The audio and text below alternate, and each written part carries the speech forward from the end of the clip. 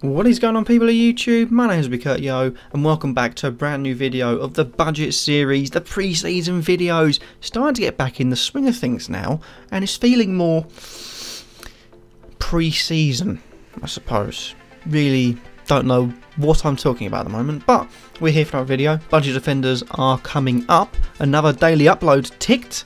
Might be a bit earlier than last night, so fingers crossed that happens. Let's start off with a player that you may think is a bit of a risk. Ownership is under 2%. I'm going to get there in one take because I don't want to edit it, and could be a bit of a risk, but I do see him having a good season. And that is DeAndre Yedlin of Newcastle. Now the right back, is 4.5 million. All the defenders are under 4.5 million, or 4.5 million and under, I should say.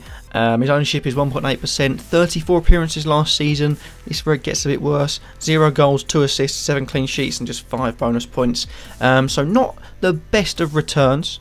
But you've got to look at the fact that Newcastle are a club hopefully signing some more players, hopefully growing, and if Yedlin keeps his first team spot, potential for Rafa Benitez to build and grow this team, he could be quite a good player to have. Maybe looking at double figures clean sheets. He's very quick, so maybe looking at more attacking for him, but overall could be a decent little player. A bit of a risk, but one to just chuck out there to see what the general consensus is really. Next up we have James Tomkins, who hails from Crystal Palace. There's a dog outside barking, so I'm going to have to just carry on. 11.6% ownership, 28 appearances last season, so missed out on 10 of them, but 3 goals, 9 clean sheets, 9 bonus points as well. Generally an overall really good season. Add an extra 10 appearances onto there, maybe get another goal, another couple of bonus points, a couple of clean sheets, and all of a sudden you've got a fantastic £4.5 million defender. If he keeps his first spot, which I believe he should, he's looking like a really good bargain at the centre of that Palace defence, and I do think they'll build on it with Hodgson this season. Next up we have Mr. Own Goal from last season, Lewis Dunk of Brighton. Now the defender had a torrid time defending because he scored 4 own goals before scoring his first Premier League goal. Played 38 games, played all of them, 1 goal, 1 assist, 4 own goals, is worth noting. 10 clean sheets though and 7 bonus points, and rather underlooked because you look at a couple of games he scored the own goals in, potentially got him more minus points for the conceding of the goal, so in general just sort of team conceding goals than the amount, and also the own goal itself gave him minus points. So you've got to look at that. Take them away though, he has no own goals this season, gets a few more goals, you're looking at a really good player, and that's why I do think you've got to sort of maybe look at Duffy as well, but Dunk could be a very good candidate because he's only 4.5, played every game, ownership percentage is low because of those own goals last season, and he really could be the differential to get your season off and running. In our penultimate player we have Cedric. Yeah. I really tried to avoid putting Southampton defenders on there, but I just couldn't avoid Cedric.